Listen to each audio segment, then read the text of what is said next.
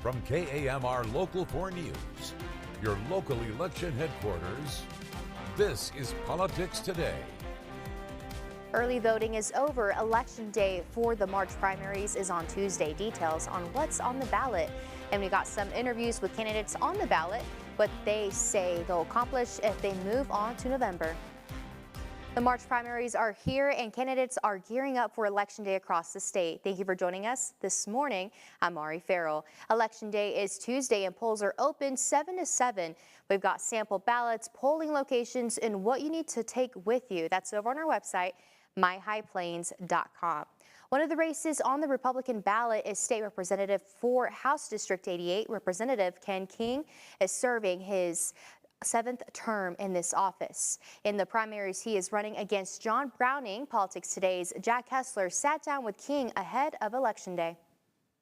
But when the 2024 Smokehouse Creek fire happened, so we had to do something. We absolutely had to, the state needed to act. And the speaker at the time gave me a select committee to investigate the Panhandle wildfires. We learned a lot about why are we having so many fires. And the fires really started in 2006. We've had 14 major fires since then, meaning 100,000 acres or more. It doesn't count all the 10,000, 15,000 acre fires like we're seeing right now. But when we had those committee assignments, we learned a lot about it. We learned that we have a failing transmission infrastructure that started most of the fires. We learned that our volunteer fire departments were really underfunded. There was a lot of things that need to be corrected. So I went back to the legislature, and some of the things we worked on is we funded the volunteer firefighters. Volunteer firefighters are funded in 3 ways in our state. They're funded by a 2604 grant administered by the Texas Forest Service. They're funded by Fill the Boot. And many times if they live in a county, if they reside in a county that has a big enough budget, they'll have a line item, and that's where they get it. But 89% of our state is covered by volunteer fire departments. There's 1,800 volunteer fire departments in the state. The 2604 grant was funded at about $22 million a year. Well, if you know how much fire trucks cost, that's not much money when you're spreading it over 1,800 departments. What separates you and John Browning for people who go out and cast their vote? This campaign has become something I've never seen before. It's being bankrolled by some dark money, and John Browning has fallen for it. John Browning will do and say anything to win this job. He doesn't even know what the job is. If you've talked to him, I think if John Browning is willing to lie for a $600 a month job, he's not somebody I can vote for. My campaign has put out some rebuttals and some information. If John Browning's going to lie about me, I'm going to tell the truth about him. I am, as far as casting your vote for me, I've done everything I've said I would do the time every time we have gone back into session. I have never sold out to a special interest. I work for the good people of House District 88. And that's part of the problem. These people, this dark money that's coming in, that has funded every opponent I've ever had. They do this. They want me out of there because they can't control my vote. My vote belongs to the people of House District 88. I have an open door policy. According to King's political website, he has been endorsed by President Donald Trump, Texas Governor Greg Abbott, and Senator Ted Cruz. Up next, we'll hear from the other candidate on the GOP side. Keep it here. Called the Cowboy Conservative on his website, John Browning was born in Lubbock and raised in Plainview. He's on the GOP ballot again with Representative Ken King. Politics Today's Jack Kessler sat down with Browning ahead of Election Day. There were some people that asked me to run, and when I looked into my opponent's voting record, it was not conservative and not a West Texas values, and so I felt like it was the right time to do something that would benefit all of Texas. So I started doing the investigation. I actually went down to Austin, met with King prior to making the decision, and it was, I told Ken, I said, I'll never be your enemy, But I think we need to have a discussion about your voting record, and so that's what we've been doing. He basically went over all of his successes, but he was not, I just didn't find that he was willing to discuss the things that he held up. He held 107 conservative bills up in his committee, conservative bills that we needed to move forward, and his voting record is very low. He's second from the bottom in this cycle, ranked in the Republicans. So, you know, for those reasons, that's why I'm running. We need a conservative voice in the Texas Panhandle and in District 88. Water is my #1 goal. We must clean it and bring it. We've got to clean up our oil field water and utilize it as fresh water. And #2, we've got to bring new sources of water from outside of the state of Texas to Texas. I'd like to fill up Meredith and McKenzie and Greenbelt and others and build new reservoirs. We have a big need for water moving forward and having a great water plan. 2027 is a critical time for water. It's the time that we set our next 5-year goals for water. And I want to be a big part of that water plan and moving water forward for Texas. Yeah, and we hear that often here on the High Plains about water, you know, the Ogallala Aquifer and all these water plans. So tell me a little bit about that, some of the other ideas when it comes to water for you. So first of all, we want to clean up our oil field water in the Permian Basin. Andrews is part of my district. We need to take the pressure away from that formation because we've got some leaks down there. But #2, there's 26 million barrels of water produced every day in the oil field. So we need to clean it. And then #2, bring it. We need to decide and be competitive if we want to bring new water sources to Texas. We need to get busy and secure those water rights and start an aqueduct that would bring water, fresh, new, clean water to Texas. According to Browning's website, he's been endorsed by several organizations, including Protecting Texas Children, Texas Gun Rights, Texans for Fiscal Responsibility, and more. Our conversations with political candidates continue up next. Ronnie Jackson has run unopposed in recent elections, but now one candidate is looking to take over District 13. We'll hear from both of them up next.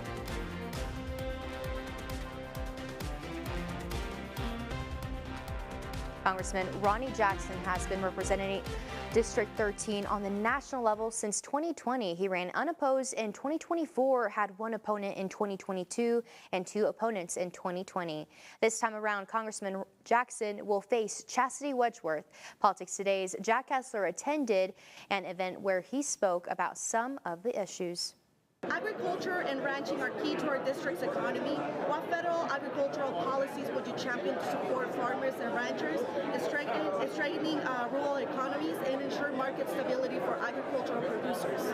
Well, you know, we passed a reconciliation bill recently, and we put a whole bunch of ag stuff in there, stuff that would have been in the farm bill. We've had a little bit of a difficulty over the last few years getting the farm bill passed. It should have been passed several years ago. So we took a lot of the initiatives and a lot of the priorities that we had for the farm bill, and we put them into reconciliation. One of the big things we did was we increased the subsidies for crop insurance, which is going to allow a lot more of our farmers and our ranchers, wild farmers in particular, to be able to take advantage of crop insurance. The other thing we did is we increased the reference prices, which are really important for some of the payouts that the farmers get when the crops don't do as well as we expect them to do. So those are really big. We've done some other stuff. I have a lot of animal safety issues in there. We're working on addressing the screwworm issue for the cattle industry right now. So we've got a lot of stuff on the ag front that we're doing right now to make sure that we keep it strong. We're going to do another reconciliation bill hopefully before the November election, and that'll have a lot of ag initiatives in it as well. But Ag is, I represent the 13th Congressional District of Texas, of course, here. The Panhandle of Texas, all of North Texas, across into Wichita Falls, Denton, and down into the North Dallas area. And it's the #1 ag district in the state of Texas. So ag is a big deal here. I'm on the ag committee, and I'm focused on taking care of our farmers and our ranchers and production agriculture. Given national security concerns about immigration and border security, how would you balance secure borders with economy realities and legal immigration pathways? Well, there's going to have to be something done with, reforming. It's always been a challenge. Border security and immigration policy are two separate issues, but they're unavoidably tied together, obviously, right? So we've done a great job, a fantastic job since President Trump got here of securing our border, right? That was the biggest problem during the Biden administration. We had an unsecure border and we had a horrible immigration policy, right? And those two things together, just set us up for failure in my mind, with 20+ million people crossing our border illegally and, causing a lot of the problems that we have today. Now, we said from the very beginning we need to address the border security first, and then we need to go after immigration policy. We've addressed the border security now, right? We've got a secure border, so now it's time to address the immigration policy, and I think we're going to do that. I think that a lot of the folks that came over here illegally, I'm a big proponent of getting people that came here illegally out of our country, especially the ones that came over here that are involved in criminal activity here, right? I mean, and that is a large number of people. We could spend the next 2 or 3 years removing nothing but criminals that have crossed our border.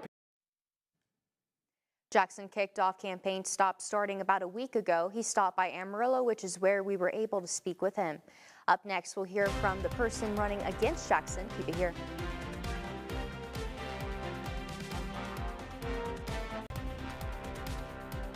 A constitutional conservative that puts voters first. That's what is on Chastity Wedgeworth's political website. She's hoping to win on Tuesday against Congressman Ronny Jackson. Politics Today's Jack Kessler spoke with her ahead of Tuesday. Tell me a little bit about, your decision to run. Tell me a little bit about, who you are and your decision to run against Ronny Jackson in the primary.